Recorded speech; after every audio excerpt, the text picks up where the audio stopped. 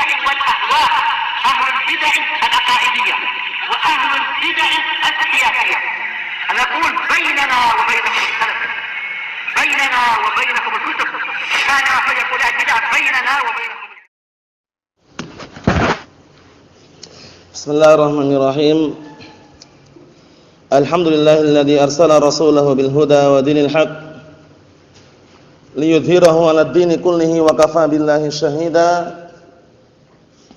وأشهد أن لا إله إلا الله وحده لا شريك له إقرارا به وتوحيدا وأشهد أن محمدا عبده ورسوله صلى الله عليه وعلى آله وسلم تسليما مزيدا لا نبي بعده. Ikhwani fid din, azzani wa jazakumullah. Insyaallah taala kita lanjutkan bacaan kita terhadap kitab At-Tafsir Al-Muyassar. Yang terakhir kita ambil adalah penafsiran firman Allah Subhanahu wa taala ayat yang ke-91 dari surat Ali Imran juz yang ketiga. Sekarang kita akan masuki ayat yang selanjutnya, yaitu ayat yang ke-92 dari surat Ali Imran juz yang keempat. Yang mana ayat ini nanti Allah Subhanahu wa taala menjelaskan kepada kita semuanya tentang bahwasannya jika memungkinkan dan bisa diupayakan apabila kita berinfak, bersedekah, pilihlah harta yang paling kita cintai. Dalam artian jangan kita bersedekah, berinfak dengan barang-barang yang jelek atau barang-barang bekas, kecuali kalau memang benda tersebut masih bisa dimanfaatkan.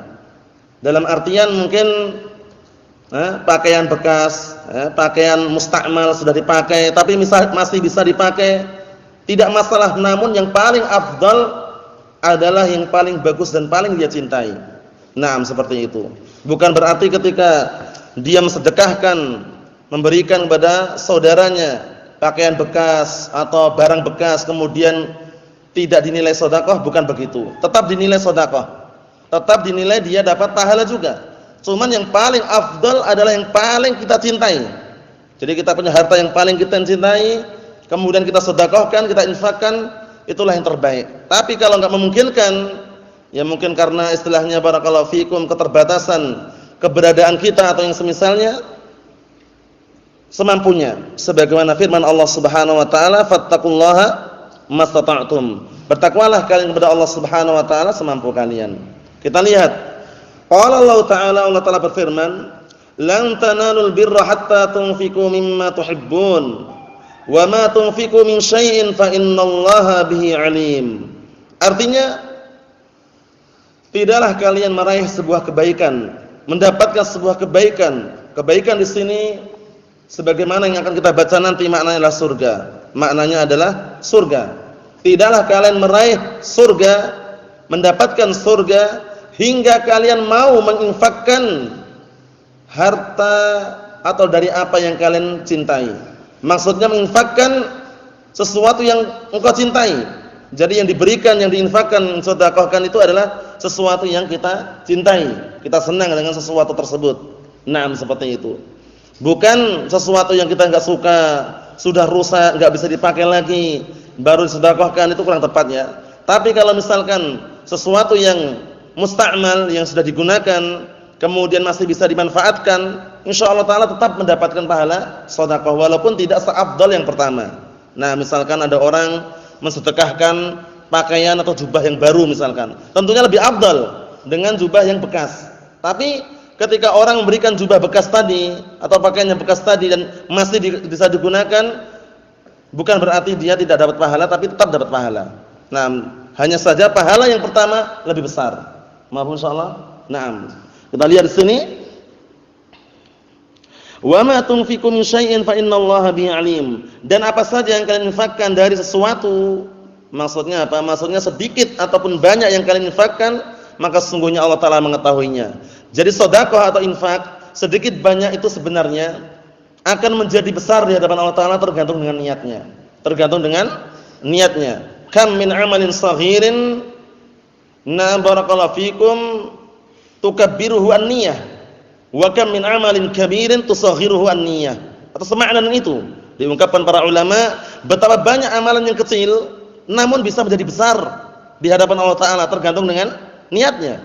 Dan betapa banyak amalan yang banyak yang besar terkadang menjadi kecil di hadapan Allah taala nilainya tergantung dengan niatnya. Maksudnya ya upayakan ikhlas. Karena ikhlas itu perkara yang sangat bisa dikatakan sulit untuk kita raih namun kita hanya bisa mengupayakan. Nah, barakallahu fikum, karena yang namanya niat itu berbolak-balik. Niat itu berbolak-balik. Terkadang kita sudah ikhlas, sudah ingin mengharapkan wajah Allah, tapi gara-gara ada saudara kita yang memuji, Masya Allah si fulan ini dermawan ya. Akhirnya dia berubah pikiran, biar dipuji, biar disanjung. Itu jangan, barakallahu fikum. Naam. Seberat apapun kita upayakan, karena yang namanya keikhlasan itu sesuatu yang barakallahu fikum berkaitan dengan hati yang kita tidak bisa menilai karena sesuatu yang ada di dalam hati manusia. Naam. Qala al-mufassirun asbahumullah lan tudrikul jannata hatta tatasaddaqu mimma tuhibbun. Kalian tidak akan mendapatkan surga. Tidak akan bisa meraih surga hingga kalian mensedekahkan apa yang kalian cintai. Maksudnya yang disedekahkan adalah sesuatu yang kalian cintai, bukan sesuatu yang kalian membencinya, sesuatu yang tidak suka atau yang semisalnya. Wa ayyu syai'in tatasaddaqu bihi mahma kana qalilan aw katsiran fa innallaha bihi alim. Dan sesuatu apa saja yang kalian sedekahkan, walaupun yang disedekahkan tersebut kecil ataupun banyak, sedikit ataupun banyak, maka sungguhnya Allah Ta'ala mengetahui. Maka sungguhnya Allah Subhanahu wa taala mengetahuinya. Karena apa? Karena Allah Taala zat yang Maha mengetahui. Sedikit banyak yang kita sedekahkan, sebesar apapun, sekecil apapun, Allah Taala mengetahuinya. Ikhwani fi din azza wa jazakumullah. Oleh karena itu disebutkan dalam pepatah itu, kalau ada seorang yang dia memang tabiatnya pelit, orang kalau dia tabiatnya pelit, kikir, barakallahu fikum, tahu kikir ya? Tahu kikir? Bukan kikir apa geraji itu bukan ya? Nah, kikir itu pelit, namanya.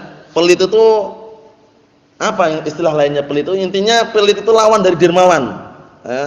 Dia enggak mau memberikan sebagian harta yang dia miliki, dalam artian ketika ada orang yang istilah membutuhkan, dia memang tidak mau. Secara globalnya yang namanya kikir atau pelit tersebut, apalagi berlebihan, itu dikenal dengan asyuh. Nah, asyuh itu adalah barakallahu fikum syadidul bukhl. Jadi memang benar-benar pelit sekali. Disebutkan dalam pepatah itu, khudil qalila minal bakhili wa dummahu innal qalila minal bakhili katsiru. Bisa kita lewati dulu ya. Khudil qalila minal bakhili wa dummahu innal qalila minal bakhili katsiru. Artinya apa? Ambillah sesuatu yang sedikit dari orang yang pelit. Jadi ada orang pelit kok ngasih itu, segera diambil. Wa dummahu, dan pegang erat-erat. Sudah dikasihkan langsung dipegang erat-erat. Kenapa? Karena innal qalila minal bakhili katsiru. Karena sesuatu yang sedikit itu dari yang orang pelit itu banyak. Sesuatu yang sedikit kalau munculnya dari orang yang pelit itu banyak anggapannya. Jadi kalau dari kasih langsung diambil aja. Paham ya? Karena nanti kalau enggak segera diambil berubah pikiran. Paham ya? Ini sekedar pepatah aja menjelaskan bahwasannya yang namanya sifat pelit, kikir itu kurang bagus. Dan bahkan disebutkan dalam hadis, sesuatu yang bisa membinasakan umat-umat dahulu sebelum kita adalah diantaranya pelit. Wattaqus syuha fa inna syuha ahlaka man kana qablakum. Dan berhati-hatilah kalian dengan sifat pelit, karena sesungguhnya sifat pelit itu adalah yang membinasakan orang-orang sebelum kalian. Paham ya? Antum tahu pelit? Tahu? Ayo. Nah, barakallahu fikum, jangan pelit ya. Kalau misalkan ada temannya duduk di sampingnya, antum punya makanan misalkan, ditawari. Tawari. Enggak perlu kita nunggu teman kita minta, karena minta-minta enggak boleh ya. Ya? Minta-minta enggak boleh ya. Ayo, nah barakallahu fikum, seperti itu. Naam, jadi perlu diperhatikan. Khudil qalila minal bakhili wa dhummahu innal qalila minal bakhili katsiru. Ambillah sedikit, sesuatu yang sedikit dari orang yang pelit dan peganglah erat-erat, karena sesungguhnya sesuatu yang sedikit kalau muncul dari orang yang pelit itu anggapannya adalah banyak. Ikhwani fi din azza wa jazakumullah, kita lihat di sini. Wa sayujazi kullu munfiqin bihasbi amalih. dan akan dibalasi setiap orang yang menginfakkan hartanya sesuai dengan kadar amalannya. Karena al-jaza'u min jinsil amal. Yang namanya balasan itu tergantung dengan jenis amalannya. Tergantung dengan jenis amalannya. Besar kecilnya balasan tergantung dengan ujian yang Allah Ta'ala berikan kepada seorang hamba tersebut. Sebagaimana sabda Rasulullah SAW, inna idhamal jaza' ma'idhamil bala. Sesungguhnya besarnya balasan tergantung dengan besarnya apa? Ujian. Inna idhamal jaza' ma'idhamil bala. Sesungguhnya besarnya balasan tergantung dengan besarnya ujian tersebut. Jadi kalau kita diuji, itu jangan merasa jangan-jangan Allah Ta'ala benci dengan kita, jangan-jangan tidak suka dengan kita. Ini namanya suudzon billah. Namanya berburuk sangka. Enggak boleh. Enggak boleh kita berburuk sangka kepada Allah Ta'ala. Bahkan dalam masalah rezeki, kita harus berbaik sangka. Husnudzon billah. Semuanya sudah tercatat, sudah diatur. Oleh karena itu, yang paling terbaik adalah husnudzon billah. Berbaik sangka kepada Allah Subhanahu wa Ta'ala. Karena justru ketika Allah Ta'ala menguji seorang hamba, diberikan ujian, itu Allah Ta'ala senang, cinta dengan hamba tersebut. Sebagaimana sabda Rasulullah sallallahu alaihi wa ala alihi wasallam di dalam hadis yang sahih, Rasulullah sallallahu sabda, inna asyaddan nasi bala'an al-anbiya, thumma al-amsal fal-amsal.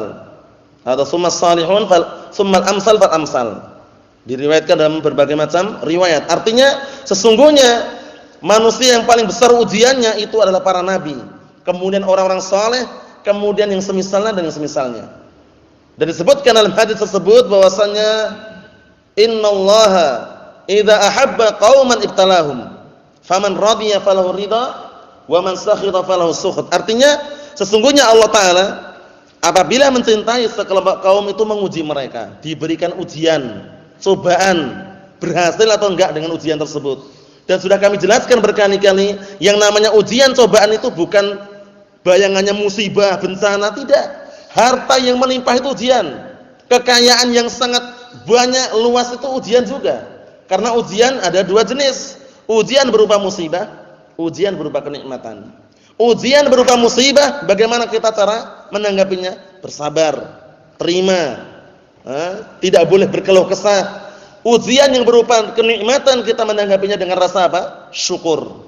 Nah, barakallahu fikum. Jadi jangan mengira wah ana enggak pernah diuji. Lah kenapa? Alhamdulillah harta melimpah. Makanan pun banyak.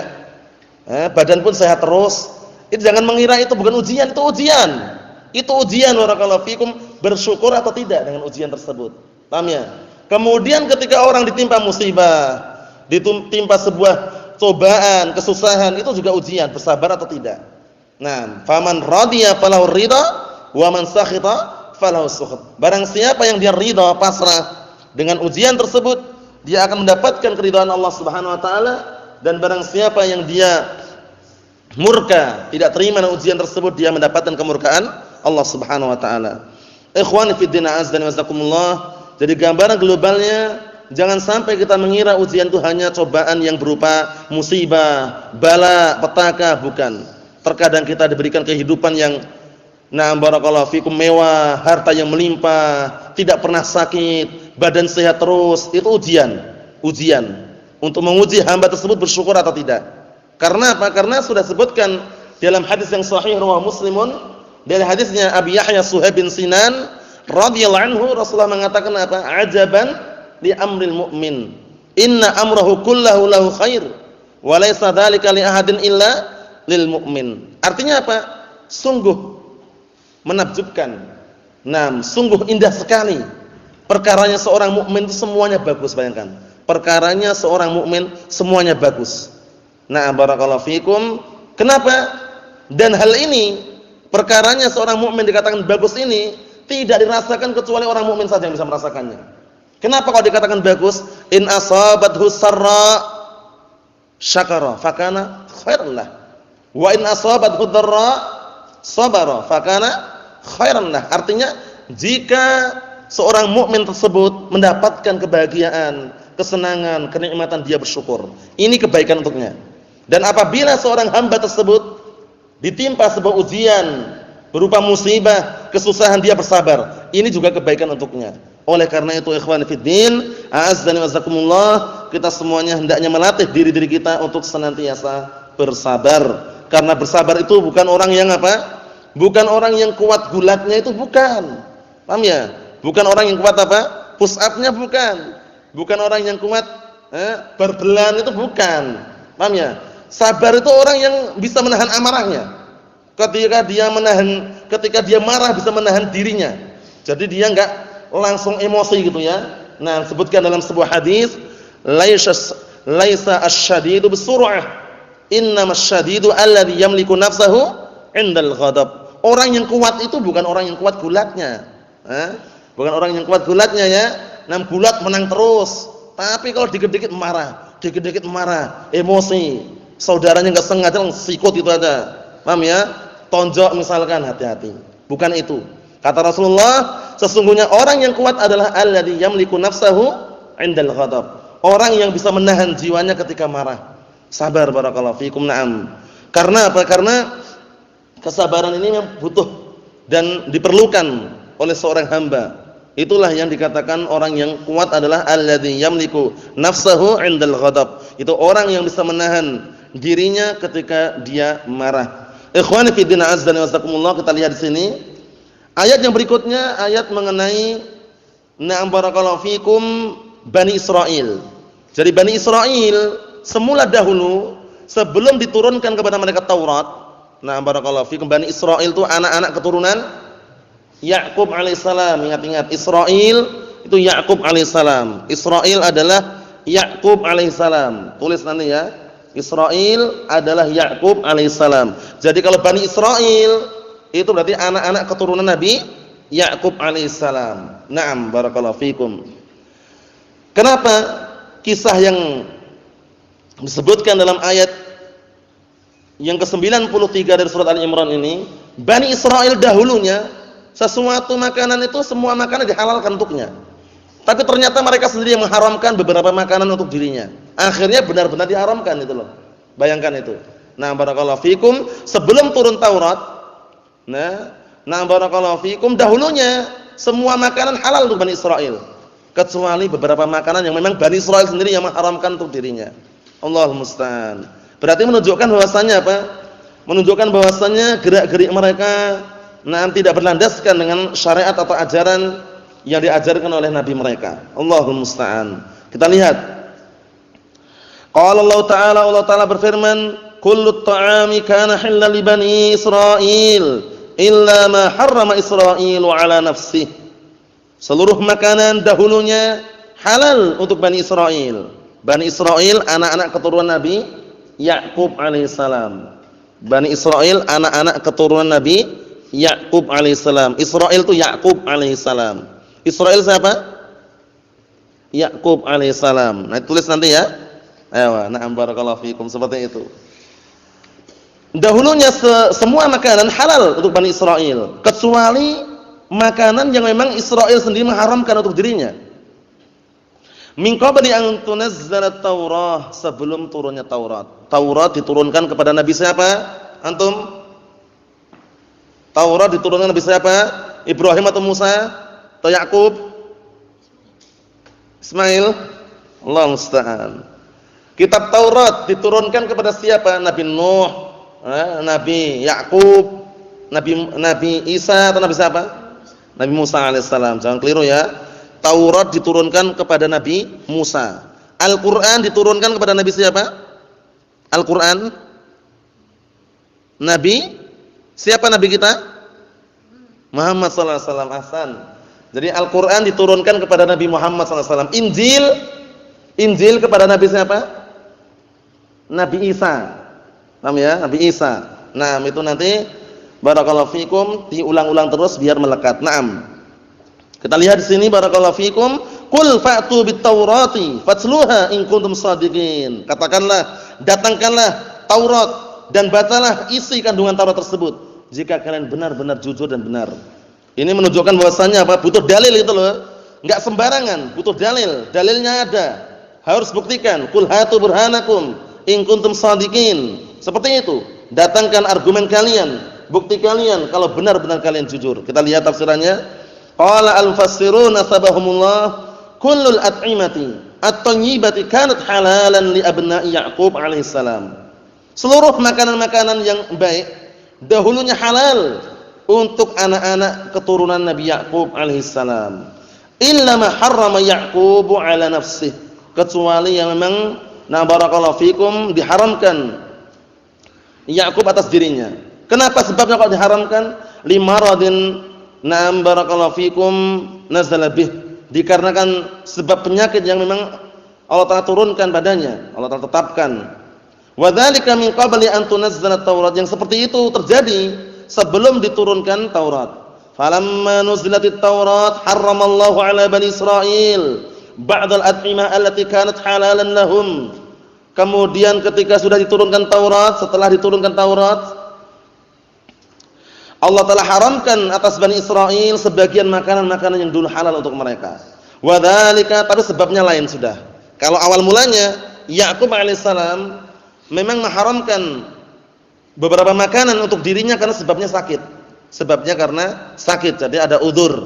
Tapi setelah diturunkan Taurat justru barakallahu fikum Allah Subhanahu wa taala mengharamkan kepada Bani Israil, anak-anak keturunan Ya'qub alaihissalam, sebagian makanan-makanan yang dulu halal untuk mereka. Sebabnya lain.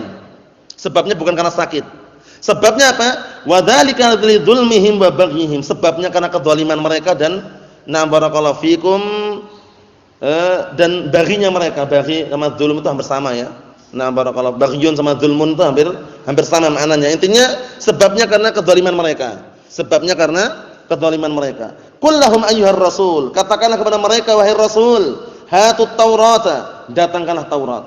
Waqra'u ma fiha, dan bacalah apa yang terkandung dalam Taurat tersebut. In kuntum muhiqqina fi da'wakum, jika kalian benar-benar sesuai atau benar-benar di atas kebenaran terhadap seruan kalian, pengakuan kalian, annallaha anzala fiha tahrima ma harramahu Ya'qub ala nafsihi. Kalau seandainya kalian benar-benar jujur bahwasanya Allah Ta'ala menurunkan di dalam Taurat pengharaman sebagaimana yang diharamkan Ya'qub atas dirinya, hatta ta'lamu sidqa ma ja'a fil Qur'an, hingga kalian mengetahui benarnya apa yang telah diturunkan dalam Al-Qur'an, min annallaha lam yuharrim 'ala bani Israil syai'an min qabli nuzuli Taurat, bahwasanya dalam Al-Qur'an sudah disebutkan Allah Subhanahu wa taala tidak mengharamkan untuk Bani Israil sedikit pun sebelum turun Taurat. Karena dulunya sebelum turun Taurat itu hanya Ya'qub alaihissalam, beliau mengharamkan untuk dirinya sesuatu makanan yang karena sebabnya sakit. Ada udzur berarti ya. Tidak mengharamkan untuk semua Bani Israil. Tapi setelahnya, setelah diturunkan Taurat, Allah Subhanahu wa taala memang mengharamkan kepada Bani Israil beberapa makanan, sebabnya karena apa? Kedzaliman mereka. Jadi balasan itu ya, kedzaliman mereka dan kejahatan mereka. Naam. Illa ma harramahu Ya'qub 'ala nafsihi. Kecuali yang memang Allah Subhanahu wa taala, kecuali yang memang Ya'qub alaihissalam mengharamkan atas dirinya, sebabnya karena sakit tadi itu. Jadi semula Bani Israil dahulunya memang semuanya halal itu loh. Ada beberapa makanan yang Ya'qub alaihissalam itu mengharamkan untuk dirinya dan beliau tidak memakannya karena sebabnya sakit tadi ya. Tapi ternyata setelah diturunkan Taurat, barakallahu fikum, orang-orang Bani Israil mereka banyak yang melakukan kezaliman, kejahatan. Akhirnya Allah Ta'ala haramkan. Bukan sebabnya karena sakit ya, karena kezaliman mereka. Sebagian makanan-makanan Allah Ta'ala haramkan. Kita tutup yang terakhir, barakallahu fikum, ayat yang ke-94. Qala Allah Ta'ala berfirman, faman iftara 'ala Allahil kadhiba min ba'di dzalika fa ulaika humudz zalimun. Maka barang siapa yang membikin kedustaan atas nama Allah dengan sebuah kedustaan setelah diturunkan Taurat, maka sesungguhnya mereka adalah orang-orang zalim. Setelah mereka membaca Taurat dan nampak hakikat yang ada di dalam Taurat, barakallahu fikum, mereka justru mengingkari kandungan isi tersebut dan membuat kedustaan, maka mereka adalah orang-orang yang zalim. Orang-orang yang zalim. Zalim itu berarti orangnya melakukan kezaliman. Az-zulmu apa definisinya? Ahsan. Wad'u syai' fi ghairi mawdi'ihi. Lawan dari az-zulm apa lawannya? Hikmah apa hikmah? Naam ahsan, yaitu wad'u syai' fi mawdi'ihi, meletakkan sesuatu pada tempatnya. Jadi hikmah itu meletakkan sesuatu pada tempatnya. Orang berdakwah dengan hikmah. Maksudnya bagaimana? Dengan meletakkan sesuatu pada tempatnya, dilihat siapa yang didakwahi, orang baru, orang lama, anak kecil, orang besar, tua atau muda, di kampung atau di pondok, itu perlu. Karena di dalam berdakwah itu enggak sembarangan. Jangan antum samaratakan. Karena kalau kita berdakwah di kampung, di masyarakat tentunya lain ketika berdakwah di pondok. Paham ya? Karena situasi kondisi tempatnya pun juga lain. Nah, hikmah itu adalah apa? Wad'u syai' fi mawdi'ihi. Meletakkan sesuatu pada tempatnya, dilihat dulu. Mungkin orang awam baru ngaji. Jangan langsung diajari Alfiyah Ibnu Malik. Paham ya? Atau diajari langsung usul fikih misalkan, pusing kepala. Fikihnya dulu kalau mereka. Paham ya? Karena apa? Karena mereka mungkin belum bisa memahami usul fikih langsung. Fikihnya diajari, fikih salat. Nah, barakallahu fiik, setelah diajarkan tauhid tentunya fikih salat, bagaimana wudu, bagaimana semuanya diajarkan. Cuman bertahap. Karena kita di dalam berdakwah harus melihat apa? Sikon 4, situasi, kondisi dan tempatnya. Paham ya? Nah, barakallahu fiikum, seperti itu. Karena apa? Karena hikmah itu seperti itu. Allah Taala berfirman dalam Al-Qur'anul Karim, "Ud'u ila sabili rabbika bil hikmah wal mau'izatil hasanah wajadilhum billati hiya ahsan." 3 tahapan, perhatikan baik-baik. Pertama kali dengan hikmah, meletakkan sesuatu pada tempatnya, dilihat orang baru belajar atau sudah lama, orang tua atau muda, itu perlu. Kecuali kalau di ma'had, di pondok, ya hukum globalnya orang pondokan, santrian itu istilahnya. Tapi kalau di masyarakat yang mereka belum tahu secara luas mengenai agama Islam yang benar, sabar. Nah, barakallahu fikum, dakwah pertama kali adalah dakwah tauhid. Dakwah tauhid, barakallahu fikum, karena antum saksikan, katanya salat itu adalah yang pertama kali, enggak, tauhid pertama kali. Salat tanpa tauhid enggak diterima. Buktinya apa? Buktinya rukun Islam yang 5 itu, rukun yang pertama apa? Salat bukan? Salat bukan? Apa rukun yang pertama? Syahadatain, tauhid. Rukun yang pertama tauhid. Karena kalau salat tanpa tauhid enggak bisa. Dia salat tiap hari 5 waktu, tepat pada waktunya, tapi nyembah kuburan juga. Paham ya? Atau salatnya untuk kuburan enggak diterima. Jadi pertama kali adalah tauhid, barakallahu fikum. Naam, seperti itu. Hikmah tadi apa? Wad'u syai' fi mawdi'ihi, meletakkan sesuatu pada tempatnya.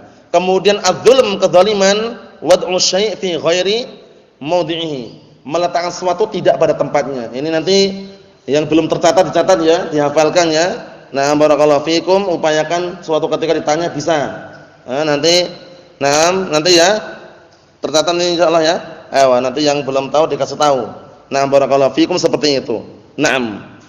Al-Quran diturunkan kepada Nabi siapa? Nabi Muhammad SAW. Injil diturunkan kepada Nabi siapa? Injil. Santai aja deh, tapi bisa. Siapa? Injil diturunkan kepada Nabi siapa? Injil kepada Nabi siapa antum? Nabi Isa alaihissalam. Taurat diturunkan kepada Nabi siapa? Taurat Nabi Musa alaihissalam. Zabur diturunkan kepada siapa?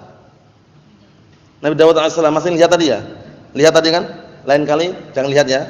Ayo, nah, barakallahu fiikum, seperti itu. Dihafal. Nanti dituliskan untuk anak-anak ini mungkin nanti tuliskan ya nanti ya. Antum nanti ya. Anak-anak dikasih tulisan nanti ya. Zabur kepada Nabi Dawud, Injil kepada Nabi Isa, Taurat kepada Nabi Musa alaihissalam. Naam, barakallahu fikum. Al-Qur'an kepada Nabi kita Muhammad sallallahu alaihi wa ala alihi wasallam. Qala al-mufassirun asabahumullah, faman kadzaba 'ala Allah min ba'di qira'ati at-Taurat wa wuduhil haqiqah, maka barang siapa yang berdusta atas nama Allah Subhanahu wa taala setelah membaca Taurat dan juga nampaknya atau setelah nampak hakikat kenyataan yang benar, faulaika humudz zalimuna alqailuna 'ala Allahil batil, maka mereka adalah orang-orang yang zalim yang mereka berucap atas nama Allah taala dengan kebatilan. Allahul musta'an. Ternyata dari ayat yang mulia ini kita ambil kesimpulan bahwasanya ahlul bid'ah wad dhalal secara umum, baik dari kalangan ahlul kitab, al-yahud wan nasara atau yang semisalnya, mereka seringnya berdusta atas nama Allah Subhanahu wa taala, berucap dengan ucapan kebatilan dan membuat manusia terkelabui, yang batil nampak hak, yang hak nampak batil. Oleh karena itu hendaknya kita berhati-hati, harus memiliki dua senjata. Perhatikan baik-baik, memiliki dua senjata untuk melawan syubhat dan melawan apa? Syahwat. Dua senjata tersebut apa? Punya enggak senjatanya antum? Dua senjata untuk melawan syubhat dan syahwat. Senjatanya apa dan apa? Antum tahu? Ayo sebutkan. Apa? Tembak. Apa dua senjata untuk melawan musuh besar tadi? Syubhat dan syahwat. Akhi Yusuf, apa? Ayo. Amalan dan ilmu. Itu buahnya. Kita ingin senjatanya dulu. Paham ya? Dengan senjata itu akan menghasilkan itu tadi. Al-amal wal ilm. Tapi nah barakallahu fikum, inginnya senjata yang tepat apa? Kalau untuk melawan syubhat apa?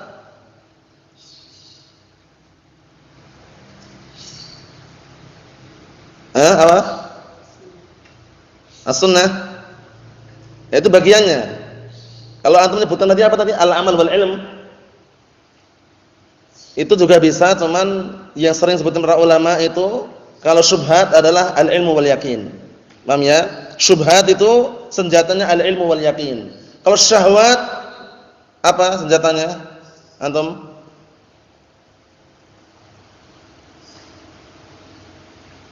Syahwat, keinginan-keinginan yang sebenarnya itu maksiat tapi kita tahan. Nah, enggak melakukannya. Apa berarti? Apa? Syahwat apa? Kesabaran, sabar. Ingat-ingat ya, dua senjata tadi dipegang baik-baik ya. Dua senjata untuk melawan musuh berat kita. Syubhat dan syahwat. Syubhat kita lawan dengan apa? Al-ilmu wal yaqin. Syahwat kita lawan dengan as-sabr. Dengan as-sabr. Nah, mafhum insyaallah? Ayo na'am barakallahu fikum. Kita cukupkan sampai di sini dulu, insyaallah taala kita lanjutkan pada pertemuan yang akan datang. Biidznillah subhanahu wa taala. Subhanakallahumma bihamdik asyhadu an la ilaha illa anta astaghfiruka wa atubu ilaik. Walhamdulillahirabbil alamin.